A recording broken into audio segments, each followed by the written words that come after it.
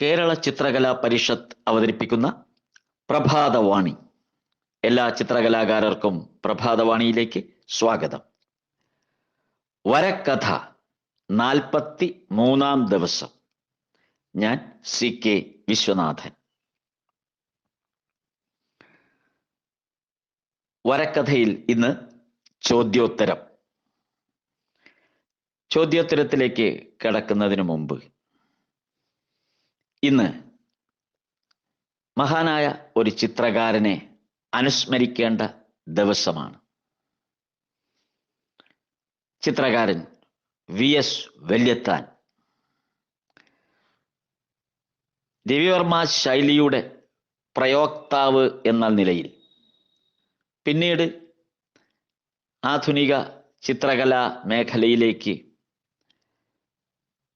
പരാമർശിക്കാവുന്ന പ്രമുഖനായ ഒരു ചിത്രകാരനായിരുന്നു VS വല്യത്താൻ. അദ്ദേഹത്തിൻ്റെ 15ാം ചരമ വാർഷിക ദിനമാണ് ഇന്ന്. ആ മഹാനായ ചിത്രകാരൻ്റെ ഓർമ്മകൾക്ക് മുമ്പിൽ പ്രഭാതവാണി ഒരു പിടി പൂക്കൾ അർപ്പിക്കുന്നു. ചിത്രകാരൻ VS വല്യത്താൻ പത്തനംതിട്ട ജില്ലയിൽ പന്തളം രാജകുടുംബാംഗമാണ്. ഒരു ചിത്രകാരൻ എന്നതിനുപരി തന്നെ അദ്ദേഹം ഒരു കാവ്യ രചയിതാവ് കൂടിയായിരുന്നു. നാട്യാവബോധം എന്ന ആട്ടക്കഥ, കഥകളി മേഖലയിൽ ഒരു ആട്ടക്കഥ അദ്ദേഹത്തിൻ്റെതായിട്ട് രചിക്കപ്പെട്ടിട്ടുണ്ട്. കേരള ചിത്രകലാ പരിഷത്തിന് ചിത്രകാരൻ VS വല്യത്താനോട് കടപ്പാടും സ്നേഹവുമുണ്ട്. കേരള ചിത്രകലാ പരിഷത്ത് 1996 ഫെലോഷിപ്പ് നൽകി ആദരിച്ചു. അദ്ദേഹത്തിൻ്റെ ജീവിതത്തിൽ ആദ്യമായി ലഭ്യമായ പുരസ്കാരമായിരുന്നു കേരള ചിത്രകലാ പരിഷത്തിൻ്റെ ആ ഫെലോഷിപ്പ്. പിന്നീടാണ് 2002 കേരള ലളിതകല അക്കാദമി അദ്ദേഹത്തിന് പുരസ്കാരം സമ്മാനിക്കുന്നത്. ഏറ്റവും ഒടുവിൽ 2006 രാജാ രവിവർമ്മ പുരസ്കാരം, സംസ്ഥാന ഗവൺമെന്റിന്റെ ഏറ്റവും സമുന്നതമായ രാജാ രവിവർമ്മ പുരസ്കാരം ചിത്രകാരൻ VS വല്യത്താന് സമ്മാനിച്ചു. അതേ വർഷം തന്നെ അദ്ദേഹം 87ാമത്തെ വയസ്സിൽ അന്തരിച്ചു. അദ്ദേഹത്തിൻ്റെ മക്കൾ സുലോചന, കണ്ണൻ ഒരു കാർട്ടൂണിസ്റ്റാണ്, അതിലുപരി പത്രപ്രവർത്തകനാണ്. മലയാള മനോരമയുടെ ലേഖകനായിട്ടായിരുന്നു അദ്ദേഹത്തിൻ്റെ ഔദ്യോഗിക ജീവിതം. നല്ലൊരു സംഗീതജ്ഞൻ കൂടിയാണ്. ആർട്ടിസ്റ്റ് വല്യത്താൻ സാറിൻ്റെ ഓർമ്മയ്ക്കായി അദ്ദേഹത്തിൻ്റെ ചിത്രങ്ങളെല്ലാം പന്തളത്ത് സംഭരിച്ച് അല്ലെങ്കിൽ വേണ്ട വിധത്തിൽ അത് ഗാലറി ചെയ്ത് വെക്കുന്നതിന് വേണ്ടിയിട്ടുള്ള എല്ലാ സംവിധാനങ്ങളും കണ്ണൻ ഒരുക്കിയിട്ടുണ്ട്, അദ്ദേഹത്തിൻ്റെ കുടുംബം ഒരുക്കിയിട്ടുണ്ട്. അതിനുവേണ്ട ശ്രമങ്ങൾ, അത് കുറെ കൂടെ വിപുലീകരിക്കാനുള്ള ശ്രമങ്ങളാണിപ്പോൾ നടന്നുകൊണ്ടിരിക്കുന്നത്. ഇക്കാര്യത്തിൽ കേരള ചിത്രകലാ പരിഷത്ത് പത്തനംതിട്ട ജില്ലാ ഘടകം അതിൻ്റെതായ പങ്ക് വഹിച്ചുകൊണ്ട് ആ കുടുംബത്തോടൊപ്പം നിലകൊള്ളുകയാണ്. ചിത്രകാരൻ വല്യത്താൻ അദ്ദേഹത്തിൻ്റെ രവിവർമ്മ ശൈലി അനുസരിച്ചുള്ള ഒരു ചിത്രീകരണ പാടവം മരണം വരെ നിലനിർത്തിയിരുന്ന ഒരു വ്യക്തിത്വമാണ്. പൂർണ്ണമായും രവിവർമ്മ ശൈലിയെ മാത്രം ആശ്രയിച്ചാണ് അദ്ദേഹം ചിത്രങ്ങൾ രചിച്ചിട്ടുള്ളത്. മാത്രമല്ല, അക്കാര്യത്തിൽ യാതൊരു വിധത്തിലുള്ള കോംപ്രമൈസിന് പോലും ശ്രീ വല്യത്താൻ സാറ് ഒരിക്കലും അദ്ദേഹത്തിൻ്റെ ജീവിതത്തിൽ അങ്ങനെ ഒരു കോംപ്രമൈസിന് അദ്ദേഹം ഒരിക്കലും തയ്യാറായിട്ടില്ല. മാത്രമല്ല, ആധുനിക ചിത്രകലയോട് അദ്ദേഹം നിശിതമായ വിമർശനം വരെ ഉന്നയിച്ചിട്ടുണ്ട്. പ്രത്യേകിച്ച് അബ്സ്ട്രാക്റ്റിസം ഒക്കെ വരുന്ന ആ സന്ദർഭത്തിൽ ചിത്രകലാ പ്രവണതകൾ പല രൂപത്തിൽ നമ്മൾ തന്നെ പ്രഭാതവാണിയിലെ വരക്കഥയ്ക്കിടയിൽ പറഞ്ഞുകൊണ്ടുവന്ന പല ഇത്തരം ഇസങ്ങളോടെല്ലാം അദ്ദേഹത്തിന് കടുത്ത വെറുപ്പുമായിരുന്നു. അത് പ്രകടമായി അദ്ദേഹം ഏത് വേദിയിലും അവതരിപ്പിക്കുമായിരുന്നു. ചിത്രകലയെ സംബന്ധിച്ചിടത്തോളം അതിൻ്റെ സൗകുമാരിക കല എന്നുള്ള ആ അടിസ്ഥാനത്തിൽ ഉറച്ചു നിന്നുകൊണ്ട് ചിത്രകല അഭ്യസിക്കുകയോ മാത്രമല്ല, അദ്ദേഹം കേരള ചിത്രകല എന്നുള്ള രീതിയിൽ കേരളീയ ചിത്രകല എന്ന് തന്നെ പേരെടുത്ത് പറയാവുന്ന തരത്തിൽ അദ്ദേഹം ഒരു വലിയ ചിത്രകലാ വിദ്യാലയം പന്തളത്ത് നടത്തിപ്പോന്നിരുന്നു. ഒട്ടനവധി ചിത്രകല പ്രേമികൾ അല്ലെങ്കിൽ അത് പഠിക്കാൻ താല്പര്യമുള്ള ഒരുപാട് കുട്ടികൾ അവിടെ വളരെ ചെറുപ്പം മുതലേ ചേർന്ന് ചിത്രകല അഭ്യസിക്കുമായിരുന്നു. അദ്ദേഹത്തിൻ്റെ ശിഷ്യഗണങ്ങളെല്ലാം തന്നെ ഈ ശൈലി ഇപ്പോഴും പിന്തുടരുന്നവരാണ് എന്നുള്ളതാണ് വളരെ പ്രത്യേകത. അദ്ദേഹത്തിൻ്റെ ചിത്രങ്ങൾക്ക് അല്ലെങ്കിൽ അദ്ദേഹത്തിൻ്റെ പ്രധാനപ്പെട്ട ഏതാനും ചിത്രങ്ങൾ തിരുവനന്തപുരത്ത് ചിത്രകല മ്യൂസിയത്തിനോടനുബന്ധിച്ചുള്ള ചിത്രാലയത്തിൽ പ്രദർശിപ്പിച്ചിട്ടുണ്ട്. തെമ്മാടിക്കാറ്റ് എന്ന് തുടങ്ങുന്ന ഏറ്റവും പ്രശസ്തമായ ചിത്രം, അതാണ് വെള്ളിത്താൻ സാറിനെ ഏറ്റവും കൂടുതൽ പ്രശസ്തനാക്കിയ ഒരു ചിത്രം. തെമ്മാടിക്കാറ്റ് ഒരു ഗ്രാമീണ മേഖലയിലൂടെ നടന്നു വരുന്ന ഒരു ഗ്രാമീണ സ്ത്രീ വരുമ്പോൾ അതിശക്തമായ കാറ്റടിച്ചിട്ട് അവരുടെ ആ മരങ്ങളും അവിടുത്തെ ചെടികളും പൂക്കളും എല്ലാം ഉലഞ്ഞു നിൽക്കുന്നതും അവരുടെ വസ്ത്രം വല്ലാതെ ആ കാറ്റിൽ ഉലഞ്ഞ് പറക്കുന്നതുമായ ആ കാറ്റിൻ്റെ ശക്തി എത്രമാത്രമാണോ ആ കാറ്റിൻ്റെ ശക്തി എന്നത് ആ ചിത്രത്തിന് മുമ്പിൽ നിൽക്കുമ്പോൾ നമുക്ക് അനുഭവിക്കാൻ കഴിയും. മാത്രമല്ല ആ കാറ്റ് അത്രയും ശക്തമായി അടിക്കുന്ന കാറ്റിനോട് ഒപ്പമുള്ള ശബ്ദം പോലും നമുക്ക് അനുഭവിക്കുന്ന തരത്തിലായിരുന്നു ആ ചിത്രീകരണ രീതി എന്നുള്ളതാണ് അതിനെ പ്രശസ്തമാക്കിയത്. വെള്ളിത്താൻ സാർ രവിവർമ്മ ശൈലിയുടെ ഒരു വലിയ അനുവാചകൻ അല്ലെങ്കിൽ ഒരു പ്രയോക്താവ് അല്ലെങ്കിൽ അതിൻ്റെ ഒരു പിന്തുടർച്ച അവകാശി എന്ന നിലയിൽ ആ ശൈലിയെ മുറുകെ പിടിക്കുകയും കേരളീയ ചിത്രകലയിൽ ഒരു അനിഷേധ്യ സ്ഥാനം ഉറപ്പിക്കുകയും ചെയ്ത മഹാനായ കലാകാരനാണ്. അദ്ദേഹത്തിൻ്റെ 15ാം ചരമവാർഷികമാണ് ഇന്ന്. വാർഷിക ദിനത്തിൽ അദ്ദേഹത്തിനെ ഒരിക്കൽ കൂടെ മനസ്സുകൊണ്ട് നമിക്കുന്നു. ആ ഓർമ്മകൾക്ക് മുമ്പിൽ ഒരു പിടി പൂക്കൾ അർപ്പിക്കട്ടെ. വരക്കഥയിലെ ചോദ്യോത്തരത്തിലേക്കാണ് ഇനി നമ്മൾ കടക്കുന്നത്. വരക്കഥ ചോദ്യോത്തരം ഇന്ന് വളരെ വ്യത്യസ്തമായ ഒരു മേഖലയിലേക്കാണ് പോകുന്നത് എന്ന് മുൻകൂട്ടി അറിയിക്കട്ടെ. നമ്മൾ വരക്കഥയുടെ ചോദ്യോത്തരത്തിൽ നേരത്തെ പല ഇസങ്ങളെ കുറിച്ച് ചർച്ച ചെയ്യുകയുണ്ടായി. ക്യൂബിസം മുതൽ നമ്മൾ ചർച്ച ചെയ്തു വന്നു. 8 or 10 തരത്തിലുള്ള ഇസങ്ങൾ നമ്മൾ ആധുനിക ചിത്രകലാ മേഖലയിലെ 8 or 10 തരത്തിലുള്ള ഇസങ്ങളിലേക്ക് നമ്മൾ ആ ചർച്ച നീണ്ടുപോയി. തീർച്ചയായിട്ടും അതിനാ ചോദ്യങ്ങൾ ആണ് സഹായിച്ചത്. അങ്ങനെ ഒരു ഇസത്തിലേക്ക് പോകാനുള്ളൊരു സഹായമുണ്ടായത് അതിനനുസരണമായ ചോദ്യങ്ങൾ വന്നതുകൊണ്ടാണ്. അതിനോട് അനുബന്ധിച്ച് മറ്റൊരു ഇസത്തിലേക്കാണ് ഇന്നത്തെ ചോദ്യം കടന്നു വരുന്നത്.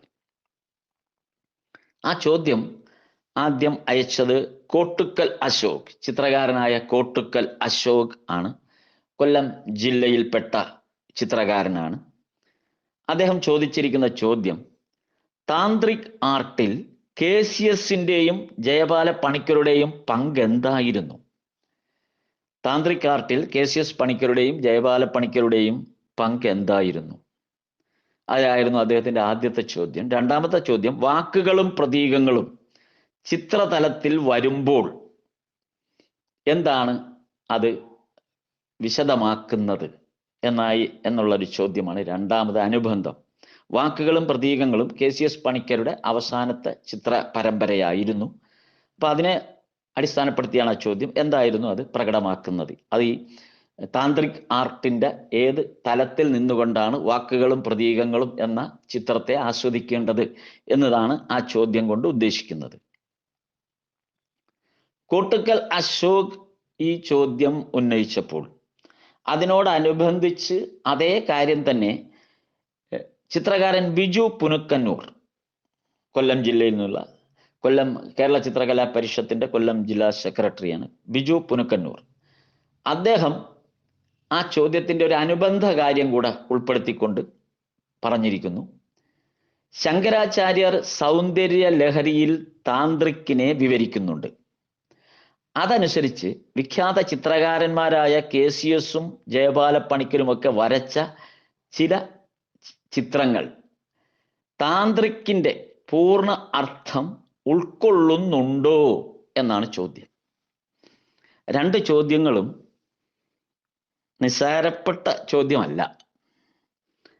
ഒരുപാട് അന്വേഷണത്തിലേക്കോ അല്ലെങ്കിൽ പഠനത്തിലേക്കോ നയിക്കേണ്ട ഒരു ചോദ്യമാണ്. അതൊരു സുദീർഘമായ ചർച്ചയ്ക്കും വിശകലനത്തിനും വഴിയൊരുക്കുന്നതാണ് ആ ചോദ്യം. എങ്കിലും നമ്മുടെ സമയപരിധിക്കുള്ളിൽ നിന്നുകൊണ്ട് പരമാവധി നമുക്കതിലേക്ക് ഒന്ന് വിശകലനം ചെയ്യാൻ ശ്രമിക്കാം. പൂർണ്ണമായും ഈ ചോദ്യങ്ങൾക്ക് അവസാനമായ ഒരു ഉത്തരം എന്ന തരത്തിൽ ഇതിനെ ഒരിക്കലും സ്വീകരിക്കരുത്. കാരണം ആ വിഷയം തന്നെ വളരെ ഗഹനമാണ്. അതുകൊണ്ട് നമുക്ക് ആ ചോദ്യത്തിൻ്റെ ആദ്യത്തെ കോട്ടുക്കൽ അശോക് ചോദിച്ച ചോദ്യത്തിൻ്റെ ഒരു ഭാഗത്തിലേക്ക് ആദ്യം വരാം. അതായത് താന്ത്രിക് ആർട്ടിൽ KCSന്റെയും ജയബാലപ്പണിക്കരുടെയും പങ്കെന്തായിരുന്നു എന്നുള്ളതാണ്. ഈ KCS പണിക്കരുടെ ചിത്രങ്ങളിൽ താന്ത്രിക് ആർട്ടിൻ്റെ യാതൊരുവിധ സ്വാധീനവും ഇല്ല എന്നുള്ളതാണ് അതിൻ്റെ സത്യം. താന്ത്രിക് ആർട്ടുമായിട്ട് യാതൊരു ബന്ധവും KCSന്റെ ചിത്രങ്ങൾക്കില്ല.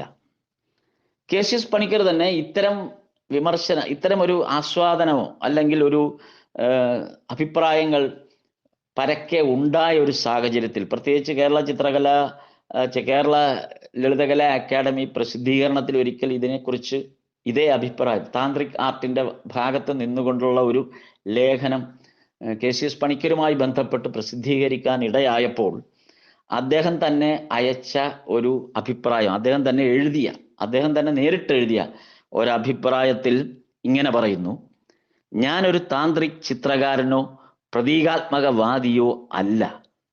എൻ്റെ ചിത്രങ്ങളിലെ പ്രതീകങ്ങളെ അല്ല, ഒരു ചിത്രം രൂപകൽപ്പന ചെയ്യുന്നതിന് അവ എന്നെ സഹായിക്കുന്നു എന്ന് മാത്രം. KCS പണിക്കരുടെ വേർഡ്സ് ആൻഡ് സിംബൽസ് എന്നുള്ള ആ ചിത്ര പരമ്പരയെ ഉദ്ദേശിച്ചാണ് അദ്ദേഹം തന്നെ ഇത് പറഞ്ഞത്. അതിനെയാണ് നമ്മൾ താന്ത്രിക്കിന്റെ ബന്ധപ്പെടുത്തിക്കൊണ്ട് അല്ലെങ്കിൽ വിശകലനം ചെയ്തത്. ഈ ചോദ്യത്തിലും അത് തന്നെയാണ് വന്നിരുന്നത്. വാക്കുകളും പ്രതീകങ്ങളും ചിത്രതലത്തിൽ വരുമ്പോൾ എങ്ങനെയാണത് എന്നുള്ളതിൻ്റെ രണ്ടാം പകുതിയിലുള്ള ചോദ്യവും അത് തന്നെയാണ് ഉദ്ദേശിക്കുന്നത്. അതിൻ്റെ ഉത്തരം KCS പണിക്കർ പറഞ്ഞതിനപ്പുറത്തേക്ക്, അതേ വാചകം അദ്ദേഹം അഭിപ്രായപ്പെട്ടതിനപ്പുറത്തേക്ക് നമുക്കതിനെ അത് വളരെ അസന്നിഗ്ധമായി പ്രകടമാക്കി കഴിക്കും. അതിന് ഇനി സംശയമില്ല. KCS പണിക്കർ തന്നെ പറഞ്ഞു, ഞാനൊരു താന്ത്രിക് ചിത്രകാരനോ അല്ലെങ്കിൽ പ്രതീകാത്മകവാദിയോ അല്ല.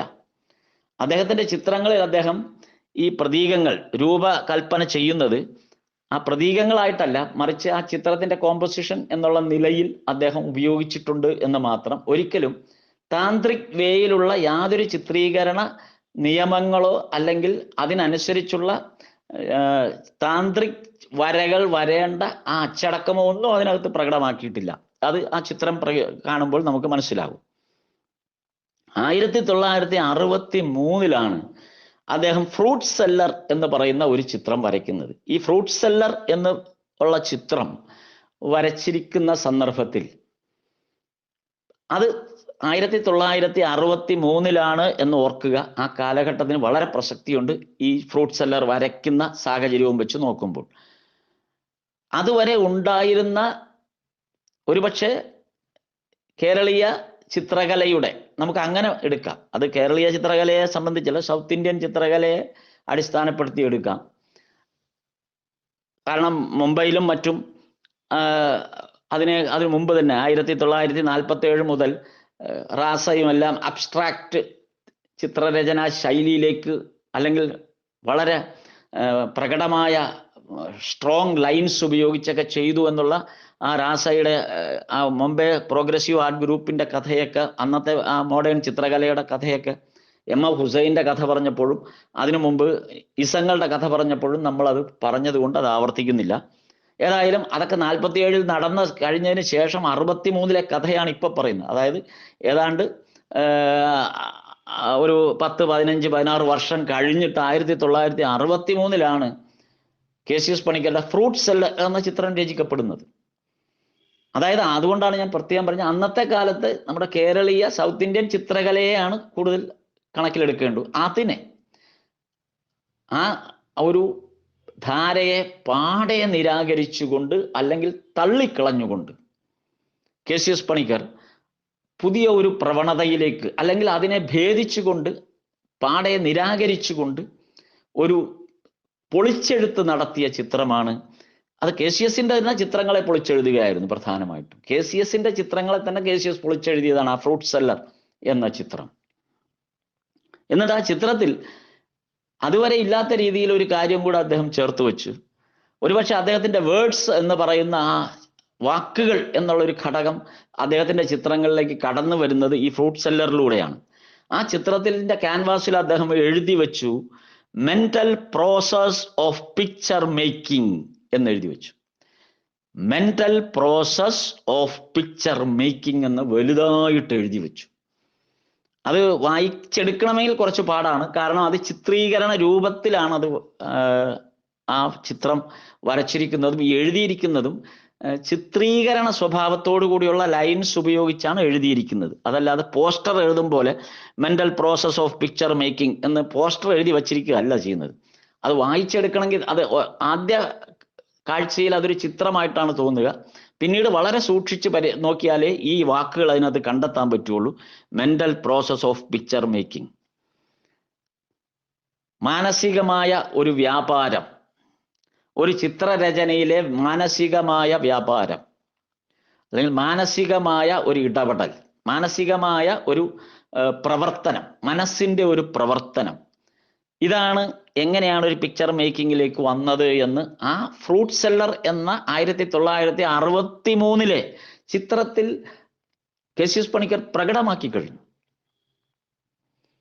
അപ്പൊ അത് ഒരിക്കലും അതൊരു താന്ത്രിക് അല്ല, താന്ത്രിക് ആർട്ടിന്റെ യാതൊരു ഘടനയും അതിനില്ല. അതിനെ അനുബന്ധിച്ചാണ് പിന്നീട് വേർഡ്സ് ആൻഡ് സിമ്പിൾസ് എന്ന് പറയുന്ന ആ ഒരു വലിയ സീരീസ് തന്നെ വന്നത്.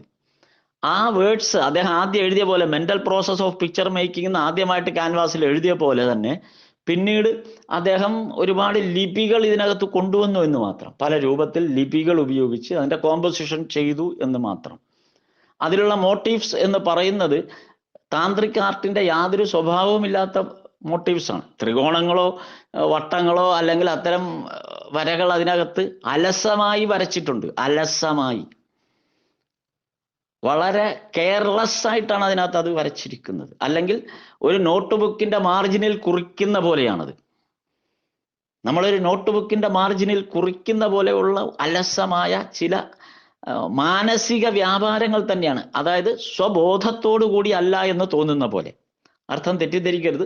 സ്വബോധത്തോടു കൂടി അല്ല എന്ന് പറയുമ്പോൾ ബോധമില്ലാതെ എന്നുള്ള ചിന്തിക്കരുത്. പർപ്പസ്ഫുള്ളി അല്ല, അല്ലെങ്കിൽ അതൊരു മനസ്സിന്റെ തോന്നലനുസരിച്ച് കൈകൾ ചലിച്ചു എന്ന് മാത്രം. ആ രീതിയിലാണ് അതിനെ കാണേണ്ടത്. അതാണ് KCS പണിക്കർ പറഞ്ഞത്, എൻ്റെ ചിത്രങ്ങൾ താന്ത്രിക് ആർട്ടുമായിട്ട് ഒരു ബന്ധവുമില്ല എന്ന്. അതേസമയം ഈ താന്ത്രിക് ആർട്ടിന്റെ ചില ഘടനയിലേക്ക് നമ്മൾ വരുമ്പോൾ യഥാർത്ഥത്തിൽ താന്ത്രിക് ആർട്ടിന്റെ പ്രയോക്താക്കളായിട്ട് നമുക്ക് പലരെയും ഇന്ന് ഇന്ത്യൻ ചിത്രകലയിൽ പലരെയും കാണാം. അതിൽ പ്രധാനമായിട്ട് GR സന്തോഷ്, ബിരന്ദെ, ഓം പ്രകാശ് തുടങ്ങിയവരൊക്കെ താന്ത്രിക് ആർട്ടിന്റെ ഒരു പ്രയോക്താക്കളായിട്ടാണ് നമ്മൾ കണ്ടുവരുന്നത്. കേരളത്തിൽ ഇത് KCS പണിക്കരുടെ ശിഷ്യൻ കൂടിയായ KV ഹരിദാസനാണ് ഇത് അതേ അർത്ഥത്തിൽ ഉപയോഗിച്ചത്. ഈ ചോദ്യത്തിൽ പറഞ്ഞിരിക്കുന്ന പോലെ ജയബാല പണിക്കർ അത് അങ്ങനെ ഉപയോഗിച്ചിട്ടില്ല. അദ്ദേഹം താന്ത്രിക് ആർട്ടിന്റെ യാതൊരു മോട്ടീവ്സും അദ്ദേഹത്തിന്റെ ചിത്രങ്ങളിൽ ഒരിക്കലും ഉപയോഗിച്ചിട്ടില്ല. അതല്ല താന്ത്രിക് ആർട്ട്. താന്ത്രിക് ആർട്ട് ഇതൊന്നുമല്ല. ഇനിയിപ്പോ ഹരിദാസനോ സന്തോഷോ അല്ലെങ്കിൽ ബിരന്ദയോ ഓം പ്രകാശോ വരച്ചു വച്ചിരിക്കുന്ന ഒന്നും താന്ത്രിക് ആർട്ട് എന്നുള്ള അടിസ്ഥാന താന്ത്രിക് ചിത്രരചനാ ശൈലിയെ അടിസ്ഥാന താന്ത്രിക് ചിത്രങ്ങളല്ല. അത് താന്ത്രിക് രചനയിൽ താന്ത്രിക്കിൽ ഉപയോഗിച്ചിരിക്കുന്ന ചില മോട്ടീവ്സിനെ പിക്ടോറിയൽ എഫക്റ്റോടുകൂടി അവർ പരിവർത്തനം നടത്തിയെന്ന് മാത്രം, അവരുടെ മോട്ടീവ്സ് ആക്കി മാറ്റി. അതാണ് നമ്മൾ താന്ത്രിക് ആർട്ട്. അല്ല, താന്ത്രിക് ആർട്ട് അല്ലത്. താന്ത്രിക് ആർട്ട് എന്താണെന്ന് നമുക്ക് വിശദമാക്കാം. അതിനു മുമ്പ് ഈ കാര്യം ധരിച്ചു വെക്കുക, ഇതൊന്നും താന്ത്രിക് ആർട്ട് അല്ല, അല്ലെങ്കിൽ താന്ത്രിക് ആർട്ടിൽ ഉപയോഗിക്കുന്ന യാതൊരു നിയമാവലികൾ അനുസരിച്ച് വരച്ചിട്ടുള്ളതുമല്ല. പക്ഷെ ആ മോട്ടീവ്സ് അവർ ഉപയോഗിച്ചിട്ടുണ്ട് എന്ന് മാത്രം. ഇപ്പൊ ഹരിദാസനാണ് പിന്നീട് അത് നിയോ താന്ത്രിക് എന്നുള്ള രീതിയിൽ പരിവർത്തനം ചെയ്തത്. ഇപ്പൊ സന്തോഷും ബിരന്തയും ഓം പ്രകാശും ഒക്കെ ചെയ്തുകൊണ്ട് വന്നിരുന്നതിൽ നിന്ന് വ്യത്യസ്തമായിട്ട് ഹരിദാസാണ്, KV ഹരിദാസൻ, അദ്ദേഹമാണ് ഇത് നിയോ താന്ത്രിക് എന്നുള്ള രീതിയിൽ അദ്ദേഹം ഒരു പരമ്പര തന്നെ ചെയ്തത്. അതായത് അതിലെ വരുന്നതാണ് ബ്രഹ്മസൂത്ര പരമ്പര, പിന്നീട് ബീജയന്ത്രം, ഇങ്ങനെ 2 പരമ്പരകൾ അദ്ദേഹം ചെയ്തിട്ടുണ്ട്. ബ്രഹ്മസൂത്ര പരമ്പരയും ബീജയന്ത്ര പരമ്പരയും. ഇതാണ് നിയോ താന്ത്രിക് ചിത്രങ്ങളുടെ ഘടനയിൽ KV ഹരിദാസ് ഉപയോഗിച്ചിരുന്നത്. എന്നാൽ അത് യഥാർത്ഥത്തിൽ അങ്ങനെ ഒരു താന്ത്രിക് ആർട്ട് എന്ന് പറഞ്ഞാൽ ഫ്ലാറ്റ് കളേഴ്സ് ഉപയോഗിച്ചിട്ട് വൃത്തങ്ങളും ത്രികോണങ്ങളും എല്ലാം സന്നിവേശിപ്പിച്ച് അല്ലെങ്കിൽ അതെല്ലാം കോമ്പസിഷനായിട്ട് സ്വീകരിച്ചുകൊണ്ട് ഒരു പ്രത്യേക തരത്തിൽ ഉപയോഗിക്കുന്നതാണ് താന്ത്രിക് ആർട്ട്. അത് താന്ത്രിക് ആർട്ടാണ് എന്ന്, അല്ലെങ്കിൽ അങ്ങനെ ഒരു മൂവ്മെന്റിന്റെ ഭാഗമായി വന്ന ഒരു മോട്ടീവ്സുകൾ മാത്രമാണ് എന്നാണ് വ്യക്തിപരമായി ഞാൻ ഇതിനെ കാണുന്നത്. അങ്ങനെ മോട്ടീവ്സ് ചിത്രകാരന്മാർക്ക് എടുക്കാനുള്ള സ്വാതന്ത്ര്യമുണ്ട്. നമ്മുടെ പൗരാണിക തന്ത്രവിദ്യയിൽ ഉപയോഗിച്ചിട്ടുള്ള ചില മോട്ടീവ്സിനെ പെയിന്റിംഗ് പ്രതലത്തിലേക്ക് കൊണ്ടുവന്നു. അതാണ് താന്ത്രിക് ആർട്ടായിട്ട് കണ്ടാൽ മതി. അല്ലെ തന്ത്രവുമായിട്ട് ഇതിന് യാതൊരു ബന്ധവുമില്ല. ആ പെയിന്റിംഗ് മോട്ടീവ്സിനെ, എന്നാൽ ആ മോട്ടീവ്സ് അതുപോലെയാണോ ഉപയോഗിച്ചതെന്ന് ചോദിച്ചാൽ അതുമല്ല. അപ്പൊ റാസ അത് ഉപയോഗിച്ചിട്ടുണ്ട് കുറെ. റാസ ഉപയോഗിച്ചിരിക്കുന്നത് ഈ താന്ത്രിക് ആർട്ടിന്റെ കുറെ മോട്ടീവ്സ് ആണ് ഉപയോഗിച്ചിരിക്കുന്നത്. ത്രികോണങ്ങൾ ഉപയോഗിച്ച് അദ്ദേഹം ചെയ്തിട്ടുള്ളതും വൃത്തവും അതിനകത്ത് ത്രികോണങ്ങളും ഒക്കെ ധാരാളം സന്നിവേശിപ്പിച്ചുകൊണ്ട് റാസ ചെയ്തിരിക്കുന്നതും ഈ കോമ്പോസിഷൻസ് നമ്മൾ പ്രത്യേകം ആലോചിക്കണം. താന്ത്രിക് ആർട്ട് അല്ല അത്, തന്ത്രത്തിൽ ഉപയോഗിക്കുന്ന ചില മോട്ടീവ്സിനെ ക്യാൻവാസിലേക്ക് ഉപയോഗിച്ചു എന്ന് മാത്രം. അത് തന്നെ അക്കിത്തം നാരായണന്റെ പെയിന്റിങ്സിൽ കാണാം. അപ്പൊ അങ്ങനെയുള്ളവരൊക്കെ ഇത് ഉപയോഗിച്ചിട്ടുണ്ട്. പക്ഷെ അവരവരുടേതായ പിക്ടോറിയൽ എഫക്റ്റ് അനുസരിച്ചിട്ടാണ് അത് സ്വതന്ത്രമായി ഉപയോഗിച്ചു എന്ന് നമ്മൾ പ്രത്യേകം മനസ്സിലാക്കണം. ഇപ്പൊ GR സന്തോഷ് തന്നെ പറഞ്ഞിട്ടുണ്ട്, മനുഷ്യരൂപങ്ങൾക്ക് അദ്ദേഹം മനുഷ്യരൂപങ്ങളെയാണ് ചിത്രീകരിച്ചത്, ഹ്യൂമൻ ഫിഗർ ആണ് ഉപയോഗിച്ചത്. അപ്പൊ ഹ്യൂമൻ ഫിഗറിൽ വരുന്ന ശരീര അവയവങ്ങളെ താന്ത്രിക് ആർട്ടിന്റെ ഇമേജസ് ഉപയോഗിച്ച് ചിത്രീകരിച്ചു. ത്രികോണങ്ങളും വൃത്തങ്ങളും കൊണ്ട്, അർദ്ധവൃത്തങ്ങൾ കൊണ്ട്, ത്രികോണങ്ങൾ കൊണ്ട് അദ്ദേഹം ഒരു മനുഷ്യ രൂപത്തെ, ഹ്യൂമൻ ഫിഗറിനെയാണ് അദ്ദേഹം വരച്ചതെന്ന് അദ്ദേഹം തന്നെ പറഞ്ഞിട്ടുണ്ട്. GR സന്തോഷ് യഥാർത്ഥത്തിൽ ചിത്രകാരൻ എന്നുള്ളതിലുപരി അദ്ദേഹം ഒരു നോവലിസ്റ്റ് കൂടിയായിരുന്നു. അപ്പൊ അതിനു വേണ്ടിയിട്ട് കഥ എഴുതുന്നതിന്റെ, അദ്ദേഹത്തിന്റെ നോവലിന്റെ പശ്ചാത്തലം അന്വേഷിച്ചുള്ള യാത്രകൾ ധാരാളം ഉണ്ടായിരുന്നപ്പോൾ ബദ്രീനാഥിലോ ഹിമാലയ ക്ഷേത്രങ്ങളിലോ എന്തോ പോയപ്പോഴാണ് ഈ രൂപഘടനയെക്കുറിച്ചൊരു ബോധ്യം വരികയും അവിടെ വരച്ചു വച്ചിട്ടുള്ള മനുഷ്യരൂപങ്ങൾ അല്ലെങ്കിൽ ഹ്യൂമൻ ഫിഗേഴ്സ് ഏത് വിധത്തിലാണ് എന്നുള്ള അദ്ദേഹത്തിന്റെ മനസ്സിൽ പതിഞ്ഞതിന് അനുസരിച്ചാണ് അദ്ദേഹം പിന്നീട് ഇത് ഒരു ഇത്തരം ഒരു മോട്ടീവ്സ് ഉപയോഗിച്ചത്. അത് പിന്നെ താന്ത്രിക് ആർട്ട് എന്നുള്ള ഒരു പ്രത്യേക വിഭാഗമായിട്ട് അത് പറഞ്ഞൊരു താന്ത്രിക് ആർട്ട് എന്നുള്ള അവസ്ഥയിലേക്ക് മാറുകയാണ് ചെയ്തത്. ഇൻഡിപെൻഡന്റ്ലി അതിനെ നമ്മൾ നോക്കുകയാണെങ്കിൽ പെയിന്റിങ്സ് തന്നെയാണ്, ഒരു അബ്സ്ട്രാക്ട് പെയിന്റിംഗ് വിഭാഗത്തിൽ തരുന്ന ഒരു മേഖല തന്നെയാണിത്. അതിനെ പിന്നെ പറയാവുന്നവരും എഴുതാവുന്നവരും വിശേഷിപ്പിക്കാവുന്നവരും താന്ത്രിക് എന്നുള്ളൊരു വാക്കുകൂടെ അതിനകത്ത് വന്നപ്പോൾ പിന്നീട് അത് താന്ത്രിക്കായി. പിന്നെ അവരുപയോഗിച്ച ടൈറ്റിൽസ് താന്ത്രിക് എന്നാണ്. ബ്രഹ്മസൂത്രം എന്ന് പറയുന്നത് താന്ത്രിക് മേഖലയിൽ നിന്ന് വന്ന ടൈറ്റിലാണ്. അതുകൊണ്ട് താന്ത്രിക് ആർട്ട് എന്ന് വേണമെങ്കിൽ പറയാമെന്നുള്ളത് മാത്രം. അല്ലാതെ അതൊരു താന്ത്രിക് ആർട്ടായിട്ട് ഒരിക്കലും, ഇത്തരം ചിത്രങ്ങളെ താന്ത്രിക് ആർട്ടായിട്ട് ഒരിക്കലും കാണാൻ പറ്റില്ല. അതെന്തുകൊണ്ടെന്ന് നമുക്കിപ്പം താന്ത്രിക് ആർട്ട് എന്താണ്, യഥാർത്ഥത്തിൽ താന്ത്രിക് ആർട്ട് എന്താണെന്ന് നമുക്കൊന്ന് ചെറിയ രീതിയിലൊന്ന് വിശകലനം ചെയ്യാം. അപ്പൊ ഇവിടെ ബ്രഹ്മസൂത്രം എന്നാണ് പറഞ്ഞു വന്നത്. എന്താണ് ബ്രഹ്മസൂത്രം? ബ്രഹ്മസൂത്രം എന്ന് പറഞ്ഞാൽ നമ്മൾ കെമിസ്ട്രിയിലൊക്കെ ഉപയോഗിക്കുന്നത് H2O, വെള്ളത്തിന് H2O എന്നാണ് ഉപയോഗിക്കുന്നത്. അതൊരു കെമിക്കൽ ടേമാണ് H2O. അപ്പോൾ H2O എന്ന് പറഞ്ഞാൽ ഹൈഡ്രജൻ ഇത്ര, ഓക്സിജൻ ഇത്ര, ഇതിന്റെ പെർസെൻറ്റേജ് ഇത്ര ചേരുമ്പോൾ വെള്ളം ഉണ്ടാകുന്നു. കാർബൺ ഡയോക്സൈഡ് അപ്പൊ CO2 എന്ന് ചേർക്കുന്ന പോലെ. അപ്പൊ അത്തരം ഒരു മൂലകങ്ങളാണ് ഇതിനെ എഴുതുന്നത്. മൂലകങ്ങളായിട്ട് കെമിസ്ട്രിയിലൊക്കെ നമ്മൾ ഉപയോഗിക്കുന്ന പോലെ അല്ലെങ്കിൽ ഫിസിക്സിൽ, മാത്തമാറ്റിക്സിലൊക്കെ ഈ മാത്തമാറ്റിക്കൽ റെപ്രസെന്റേഷൻസ്, ചുരുക്കെഴുത്തുകൾ ധാരാളമുണ്ട്. എന്ന് പറഞ്ഞ പോലെ ഉപനിഷത്തുകൾ, നമുക്ക് ഉപനിഷത്തുകളുണ്ട്. കഠോപനിഷത്ത്, തൈത്തിരീയോപനിഷത്ത് എന്ന് പറഞ്ഞ ഉപനിഷത്തുകളുടെ ഒരു വലിയ ശൃംഖല തന്നെ ഭാരതീയ സങ്കല്പത്തിൽ എഴുതപ്പെട്ടിട്ടുണ്ട്, ധാരാളം എഴുതപ്പെട്ടിട്ടുണ്ട് ഉപനിഷത്തുകൾ. വേദങ്ങളെ വിഭജിച്ചു വന്നപ്പോൾ 4 വേദങ്ങൾ, ആ വേദങ്ങളോടനുബന്ധിച്ചാണ് പിന്നീട് ഉപനിഷത്തുകൾ ഉണ്ടായത്. ഈ ഉപനിഷത്തുകളെല്ലാം മനസ്സിലാക്കി പോകണമെങ്കിൽ ഒരു ജീവിതകാലം കൊണ്ട് സാധ്യമല്ല. ഈ ഉപനിഷത്തുകളെ ഒരാൾക്ക് പകർത്തി നൽകണമെങ്കിലോ മറ്റൊരാളിലേക്ക് അല്ലെങ്കിൽ പുതിയൊരു കാലഘട്ടത്തിലേക്ക് പകർത്തി നൽകണമെങ്കിലോ ഒരു ജീവിതകാലം കൊണ്ടോ അല്ലെങ്കിൽ 2 ജീവിതകാലഘട്ടം കൊണ്ടോ അല്ലെങ്കിൽ ഒരു സംവത്സരം കൊണ്ടോ ഒന്നും ഇത്തരത്തിൽ ഇത് പകർത്തി എഴുതാൻ പറ്റില്ല. അല്ലെങ്കിൽ ഒരു യുഗം കൊണ്ട്, സംവത്സരമല്ല, ഒരു യുഗം കൊണ്ട് ഇത് തീർക്കാൻ പറ്റില്ല. അതിന് സന്യാസിമാർ, അന്നത്തെ മഹർഷിവര്യന്മാർ ഉപയോഗിച്ചതാണ് ബ്രഹ്മസൂത്രം. അതായത് 1 or 2 വരി ഉപയോഗിച്ചാൽ ഒരു പുസ്തകത്തിന് തുല്യമാണത്. അന്നത്തെ താളിയോല ഗ്രന്ഥങ്ങളുടെ കെട്ടുകളെന്ന് വിചാരിക്കുക. 10, 100, 1000 ഗ്രന്ഥക്കെട്ടുകൾ ഒന്നിച്ച് പരിശോധിക്കുന്നതിൻ്റെ അതിൻ്റെ കണ്ടന്റിനെ അവർ ഒരു ചെറിയ സൂത്രവാക്യത്തിൽ ഉപയോഗിച്ചു. സൂത്രവാക്യം, അതാണ് ബ്രഹ്മസൂത്രം. H2O എന്നവർ എഴുതി വെച്ചു.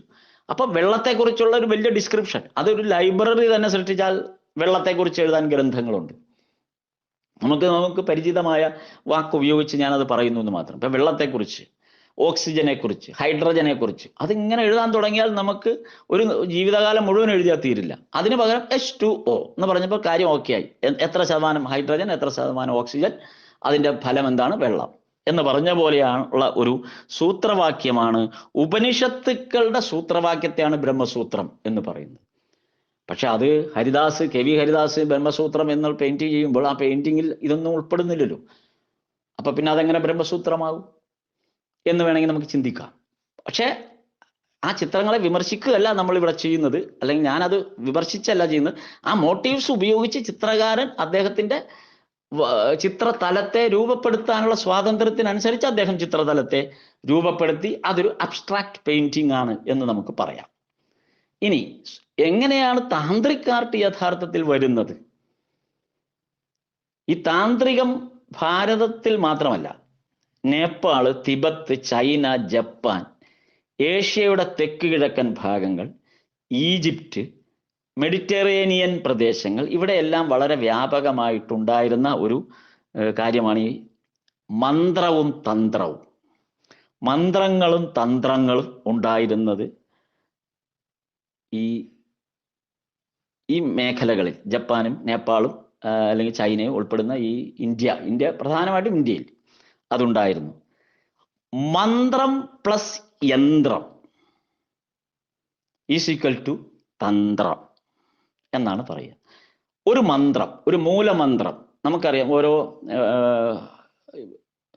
വേദിക് പീരീഡിൽ ഓരോന്നിനായിട്ടൊരു മന്ത്രമുണ്ട്. അത് നമ്മൾ ക്ഷേത്രങ്ങളിലെല്ലാം ആരാധനയ്ക്ക് അതാണ് ഉപയോഗിക്കുന്നത്. മൃത്യുഞ്ജയ മന്ത്രം അല്ലെങ്കിൽ അങ്ങനെ പറയുന്ന നിരവധി മന്ത്രങ്ങൾ ഉപയോഗിക്കുന്നുണ്ട്. ആരാധനാക്രമത്തിൽ ഉപയോഗിക്കുന്ന വേദങ്ങളിൽ നിന്ന് അടിസ്ഥാനപ്പെടുത്തി ആ മൂർത്തിയെ സാക്ഷാത്കരിക്കാൻ, ഏതൊരു മൂർത്തിയാണോ, ശിവനാണോ, വിഷ്ണുവാണോ, അല്ലെങ്കിൽ മറ്റ് ദേവീ രൂപങ്ങളാണോ, ദേവീ സങ്കല്പങ്ങളാണോ, ഏത് സങ്കല്പത്തിനും അതിനനുസരിച്ചുള്ള ഒരു മൂലമന്ത്രമുണ്ട്. ഈ മൂലമന്ത്രത്തെ അടിസ്ഥാനപ്പെടുത്തിയാണ് ഓരോ പ്രതിഷ്ഠകൾ നടത്തിയിരിക്കുന്നത്. ഇവിടെ ഞാൻ ചിത്രകലയുമായിട്ട് മാറി നിന്നുകൊണ്ട് നമ്മൾ ഈ തന്ത്രത്തിലേക്കും യന്ത്രത്തിലേക്കും വന്നതുകൊണ്ട് ഒരു കാര്യം കൂടെ പറയാം. നമ്മൾ ഈ ക്ഷേത്രങ്ങളിൽ ചെന്ന്, സാധാരണഗതിയിൽ ക്ഷേത്രങ്ങളിൽ ചെന്ന് അല്ലെങ്കിൽ ആരാധനാലയങ്ങളിൽ ചെന്ന് ഒരു കാരണവശാലും നമ്മൾ വ്യക്തിപരമായ ആവശ്യങ്ങൾ പ്രാർത്ഥിക്കുകയോ അല്ലെങ്കിൽ മറ്റൊന്നുമോ പറയാൻ പാടില്ല എന്നുള്ള അടിസ്ഥാനപരമായി എഴുതി വെക്കപ്പെട്ടിട്ടുണ്ട് പല മുനിമാർ. അതിനു പകരം നമ്മൾ ഏതെങ്കിലും ക്ഷേത്രത്തിലോ അല്ലെങ്കിൽ ഏതെങ്കിലും ആരാധനാലയത്തിലോ ചെന്ന് പ്രാർത്ഥന നടത്തേണ്ടത് സ്തുതി മാത്രമേ നമ്മൾ പറയാവൂ. അതാണ് നിയമം, സ്തുതി. നമ്മളിപ്പോൾ ഒരു ശ്രീകൃഷ്ണ ക്ഷേത്രത്തിലാണ് പോകുന്നതെങ്കിൽ ശ്രീകൃഷ്ണന്റെ നാമം ഉച്ചരിച്ചു കൊണ്ടൊരു സ്തുതി, നാരായണായ നമ, നാരായണായ നമ. അല്ലെങ്കിൽ ഒരു ശിവക്ഷേത്രത്തിലാണ് പോകേണ്ടതെങ്കിൽ ഓം നമ ശിവായ ഓം നമ ശിവ, ഇത്രയേ പറയാവൂ. അല്ലെങ്കിൽ ഒരു കാളീക്ഷേത്രത്തിലാണ് പോകുന്നതെങ്കിൽ അതനുസരിച്ചുള്ള ഒരു നാമം, ആ നാമം മാത്രമേ പറയാവൂ. ആ നാമം പറഞ്ഞ് നമോസ്തുതേ എന്ന് പറയണം. ആ നാമം പറഞ്ഞ് നമോസ്തുതേ, സരസ്വതി നമോസ്തുതേ, കാളി നമോസ്തുതേ, ഇത്രയേ പറയാവൂ. വേറെ ഒരു വാക്കും അവിടെ ഉച്ചരിക്കാൻ നമ്മൾ പാടില്ല. കാരണം ഈ പ്രതിഷ്ഠയുടെ മൂലമന്ത്രം അറിയാതെയാണ് നമ്മൾ അവിടെ ചെന്നൊരു കാര്യം പറയുന്നത്. ഉദാഹരണത്തിന് നരസിംഹ പ്രതിഷ്ഠയാണെന്ന് വിചാരിക്കുക. ആ പ്രതിഷ്ഠ ഉദ്ദേശിച്ചിരിക്കുന്നത് സംഹാരത്തിന് വേണ്ടിയിട്ടാണ്. സംഹാരത്തിന് വേണ്ടിയിട്ടായിരിക്കും ആ പ്രതിഷ്ഠ. അല്ലെങ്കിൽ നരസിംഹം എന്ന് പറയുമ്പോൾ നമുക്ക് ഡയറക്റ്റ്ലി മനസ്സിലാവും. അല്ലാത്ത ഒരു പ്രതിഷ്ഠ, ഇപ്പൊ നമ്മൾ ഏതൊരു വിഗ്രഹമായാലും ശരി, ആ വിഗ്രഹത്തിന്റെ പ്രതിഷ്ഠയുടെ മൂലം എന്ന് പറയുന്നതിന്റെ, ആ മൂലമന്ത്രത്തിന്റെ അർത്ഥം എന്ന് പറയുന്നത് ഒരുപക്ഷെ സംഹാരത്തിന് വേണ്ടി ഉഗ്രമൂർത്തിയായിരിക്കും. ഉഗ്രമൂർത്തിയായ ഒരു പ്രതിഷ്ഠയാകാം. ഈ ഉഗ്രമൂർത്തിയായ പ്രതിഷ്ഠയുടെ മുമ്പിൽ വന്ന് എന്നോട് കനിയണമേ, അല്ലെങ്കിൽ എന്നെ രക്ഷിക്കണേ എന്ന് നമ്മൾ പ്രാർത്ഥിക്കുകയോ നമ്മുടെ ആവശ്യങ്ങൾ ഉന്നയിച്ചുകൊണ്ടുള്ള പ്രാർത്ഥന നടത്തുകയോ ചെയ്താൽ സംഭവിക്കുന്നത്, ആ ഉഗ്രമൂർത്തി എന്താണോ ഉദ്ദേശിച്ചത് അതായിരിക്കും നമുക്ക് ലഭ്യമാക്കുക. ആ മൂലമന്ത്രം, അവിടുത്തെ ആ പൂജാരി വർഷങ്ങളോളം നടത്തിയ മൂലമന്ത്രത്തിന്റെ ശക്തിയാണ് ആ വിഗ്രഹത്തിലുള്ളത്. ആ മൂലമന്ത്രത്തിന്റെ ഫലമായിരിക്കും നമുക്ക് ലഭ്യമാകുക. അതായത് സംഹാരമാണെങ്കിൽ നമ്മുടെ കാര്യം കട്ടപ്പോക, നമുക്കറിയില്ല. അതുകൊണ്ടാണ് ഒരിക്കലും ക്ഷേത്രങ്ങളിലോ മറ്റുള്ള ചെല്ലുമ്പോൾ നമ്മളായി ഒരു പ്രാർത്ഥന മുന്നോട്ട് വെക്കരുത് എന്ന് പറയുന്നത്. സ്തുതി മാത്രമേ പാടുള്ളൂ. ആ നാമസ്തുതി, നാമജപം എന്ന് പറയുന്നത് അതാണ്. ക്ഷേത്രങ്ങളിലൊക്കെ ഇപ്പോൾ എഴുതി വെക്കാറുമുണ്ട്, ശബ്ദം നാമജപത്തിന് മാത്രം. നാമജപത്തിന് മാത്രം എന്ന് പറഞ്ഞാൽ മറ്റ് കാര്യങ്ങളല്ല. ആ നാമം എന്ന് പറയുന്നത് ആ ക്ഷേത്ര സങ്കല്പത്തിലെ, അല്ലെങ്കിൽ ഏതൊരു ക്ഷേത്ര സങ്കല്പത്തിലെ ആയാലും നാമജപത്തിന് തരക്കേടില്ല. ഇപ്പൊ ഏതൊരു ക്ഷേത്ര സങ്കല്പത്തിലും പോയി നമ്മളൊരു നാമം ഉച്ചരിച്ചാൽ എല്ലാം ഒന്ന് തന്നെയാണ്. ഇപ്പൊ നമുക്ക് ആകെ അറിയാവുന്നത് നാരായണായ നമ എന്നാണെങ്കിൽ എവിടെയും നമുക്ക് അത് തന്നെ ചൊല്ലാം, ഒരു പ്രശ്നവുമില്ല. മാറ്റി മാറ്റി പറയേണ്ട കാര്യം, ഒരേ നാമം തന്നെയാണ് എവിടെ നമ്മൾ ചൊല്ലുന്നതിനും ഒരേ ഫലം തന്നെയാണ്. പക്ഷേ നമ്മൾ മറ്റു രീതിയിലാണ് ആ പ്രതിഷ്ഠയെ വരുന്നതെങ്കിൽ ആ പ്രതിഷ്ഠയുടെ മൂലമന്ത്രം അറിയാതെയുള്ള നമ്മുടെ ആ പ്രാർത്ഥന വിഫലമായി പോവുകയോ പ്രതികൂലമായി പോവുകയോ ചെയ്യാനുള്ള ഇടയുണ്ട്. ഇത് താന്ത്രികപരമായി പറഞ്ഞു വച്ചിട്ടുള്ള കാര്യമാണ്, എൻ്റെ അറിവല്ല. ഇനി നമുക്ക് നമ്മുടെ തന്ത്രത്തിലേക്ക് വരാം. മന്ത്രം പ്ലസ് യന്ത്രം, അതാണ് തന്ത്രം. തകിട് ചിത്രം വരയ്ക്കുന്നത് നമ്മൾക്കറിയാം. തകിടിൽ നമ്മൾ യന്ത്രങ്ങൾ വരച്ച് തകിട് കൊണ്ടുപോയി ഫ്രെയിം ചെയ്ത് പല സ്ഥലങ്ങളിലും സൂക്ഷിക്കുന്ന ഒരു, അല്ലെങ്കിൽ നമ്മുടെ വ്യാപാര സ്ഥാപനങ്ങളിൽ ഉണ്ടാകാം, അല്ലെങ്കിൽ ഓരോ നമ്മുടെ ആവശ്യത്തിന് വേണ്ടി നമ്മൾ ക്ഷേത്രത്തിലെ പോയി ഈ യന്ത്രം വരച്ച് തകിടിൽ വരച്ച് മേടിക്കുന്ന എല്ലാവർക്കും ആ രീതിയുണ്ട്. അതിൽ വരച്ചിരിക്കുന്ന ചിത്രം ഒന്ന് ശ്രദ്ധിക്കുക. എന്താണ് ആ തകിടിൽ വരച്ചിരിക്കുന്നത്? ഈ തകിട് വരയ്ക്കുമ്പോൾ തകിടിന്റെ മധ്യഭാഗത്തു നിന്നാണ് ആ തിരുമേനി അത് വരച്ചു തുടങ്ങുക. അത് വരയ്ക്കുന്നതിനും അതിനുള്ള പ്രാഗൽഭ്യം ഉണ്ടായിരിക്കണം. അത് പ്രാഗൽഭ്യം ഇല്ലാതെ ആർക്കും അത് ചെയ്യാൻ പറ്റില്ല. തകിടിന്റെ മധ്യഭാഗത്തു നിന്നാണ് വരച്ചു തുടങ്ങേണ്ടത്. ഇപ്പൊ ഷട്കോണാണ് വരച്ചു തുടങ്ങുന്നെങ്കിൽ ആ ഷട്കോണിന്റെ ഒരു വര വരയ്ക്കുമ്പോൾ അതിനനുസരിച്ച് ഒരു മന്ത്രമുണ്ട്. ഒരു ഷട്കോണാണ് വരയ്ക്കുന്നത്. ആ ഷട്കോൺ വരയ്ക്കുമ്പോൾ നക്ഷത്രം പോലുള്ള ഒരു ചിത്രത്തെ നമുക്ക് മനസ്സിൽ കാണാം. ഒരു നക്ഷത്രം പോലുള്ള ഒരു ചിത്രം നമ്മുടെ മനസ്സിലേക്ക് വരും. നക്ഷത്രം വരയ്ക്കുന്ന പോലെ ഒരു ചിത്രം ഷട്കോണാണ്. ഈ ഷട്കോൺ വരയ്ക്കുമ്പോൾ അതിൻ്റെ ഒരു വര വരയ്ക്കുന്നതിന് ഒരു മന്ത്രമുണ്ട്. അങ്ങനെ ഈ ഷട്കോണിന്റെ ഓരോ കോണും വരയ്ക്കുന്നതിന് ഓരോ മന്ത്രമുണ്ട്. ഈ മന്ത്രം ഇത്ര പ്രാവശ്യം ചൊല്ലിക്കൊണ്ട് വേണം അത് വരയ്ക്കാൻ. ഈ മന്ത്രം ഇത്ര പ്രാവശ്യം ഉരുവിട്ടുകൊണ്ടാണ് അത് വരയ്ക്കേണ്ടത്. ഒരു ജപം എന്നാണ് ഇതിന് പറയുക. ഒരു ജപം. അപ്പൊ ഒരു കോണിന്റെ ഒരു ഭാഗം വരച്ചു തുടങ്ങുമ്പോൾ തന്നെ ഒരു ജപം ആരംഭിക്കണം. ഇങ്ങനെ ഒരു ജപം എത്ര എന്ന് കണക്കുണ്ട്. അത് ഷട്കോണാകാം, വൃത്തമാകാം, അഷ്ടദളമാകാം, വീഥീവൃത്തമാകാം, ഭൂരൂപമാകാം, അങ്ങനെ പോകുന്നു. ഇതൊക്കെ ഇതിനകത്ത് വരുന്ന മോട്ടീവ്സ് ആണ്, രൂപഘടനകളാണ്. ഇതെല്ലാം തന്നെ വരയ്ക്കുന്നതിന് ഇത്ര പ്രാവശ്യം ഒരു ജപം നടത്തിക്കൊണ്ടാണ് അവരത് വരയ്ക്കുക. വര കഴിഞ്ഞാൽ മന്ത്രങ്ങൾ തന്ത്രവിധി പ്രകാരം അതിൽ എഴുതണം. ഈ ഒരു ജപം കഴിഞ്ഞ് ഇത് വര പൂർത്തിയാക്കി കഴിയുമ്പോൾ അവിടെ വര കഴിഞ്ഞിട്ട് മന്ത്രങ്ങൾ തന്ത്രവിധി പ്രകാരം എഴുതണം. ഇതിനൊക്കെ ഓരോ നിയമാവലികളുണ്ട്. ഇപ്പൊ 1008 പ്രാവശ്യം ഉരു ജപിച്ച് വരച്ച ചിത്രം 10,008 പ്രാവശ്യം 1 ലക്ഷം പ്രാവശ്യം ഉരു ജപിക്കാൻ. അപ്പോൾ ഒരു ഉരു ജപിക്കാൻ എത്ര സമയം എന്നുള്ളത് നിശ്ചയിക്കണം. കാര്യം 1 ലക്ഷം ഉരു ജപിക്കണമെങ്കിൽ ഒരു ഉരു ജപിക്കുന്നതിന് ഇത്ര സമയം എടുത്താലേ 1 ലക്ഷം പൂർത്തിയാവുള്ളൂ. ഇപ്പോൾ ഒരു ഉദാഹരണമായിട്ട് ഒരു ഉരു ജപിക്കാൻ 10 സെക്കൻഡ് ആണെങ്കിൽ 3 മണിക്കൂർ 20 മിനിറ്റ് കൊണ്ട് ഒരു വര പൂർത്തിയാക്കാം. സാധാരണഗതിയിൽ നമ്മൾ കാണുന്ന തരത്തിലുള്ള ആ തകിടിൽ വരയ്ക്കുന്ന ആ ചിത്രത്തിന്റെ കണക്കാണ്. ഒരു ഉരു ജപിക്കാൻ 10 സെക്കൻഡ് ആണെങ്കിൽ 3 മണിക്കൂർ 20 മിനിറ്റ് കൊണ്ട് വര പൂർത്തിയാക്കും. അപ്പോൾ ഈ തരത്തിലാണ് ആ വരയുടെ ഘടന തന്നെ. ഇതാണ് താന്ത്രിക് ആർട്ട്, തന്ത്രപരമായ വര എന്ന് പറയുന്ന ഇതാണ്. ഇത് പൗരാണികമായ നിയമാവലികൾക്ക് അനുസരിച്ചുള്ള തന്ത്രവരയാണ് ഈ പറഞ്ഞിരിക്കുന്നത്. എന്നാൽ നമ്മൾ ഈ താന്ത്രിക് ആർട്ട് എന്ന് പറയുന്നത് ഈ ഘടനയിൽ വരുന്നില്ല എന്ന് നമുക്ക് തന്നെ അറിയാം. പ്രിയപ്പെട്ട സുഹൃത്തുക്കളെ, ഈ ചോദ്യത്തിന്റെ ഉത്തരം പൂർണ്ണമാകുന്നില്ല ഇവിടെ. എന്നാൽ സമയം പൂർണ്ണമായി എന്നുള്ളത് കൊണ്ട് ഇന്ന് തൽക്കാലം നമ്മൾ ഈ ചോദ്യോത്തരത്തിന്റെ ഈ ഭാഗം, താന്ത്രിക് ആർട്ടിന്റെ ഈ ഭാഗം നമ്മൾ ഇവിടെ അവസാനിപ്പിക്കുന്നു. നാളെ ഇത് തുടരുന്നതാണ്. ഇതിന്റെ ബാക്കി ഭാഗങ്ങൾ കുറെ കൂടെ വിശദമായിട്ട് നമ്മൾ നാളെ തുടരുന്നതാണ്. ഇന്ന് പ്രഭാതവാണിയിൽ ഇത് കേട്ടുകൊണ്ടിരുന്ന എല്ലാവർക്കും ഒരു നല്ല ദിവസം നേരുന്നു. ഒരു നല്ല അനുഭവങ്ങൾ ഇന്നുണ്ടാകട്ടെ എന്ന് പ്രാർത്ഥിക്കുന്നു. എല്ലാവർക്കും ഒരിക്കൽ കൂടെ നന്ദി, നമസ്കാരം.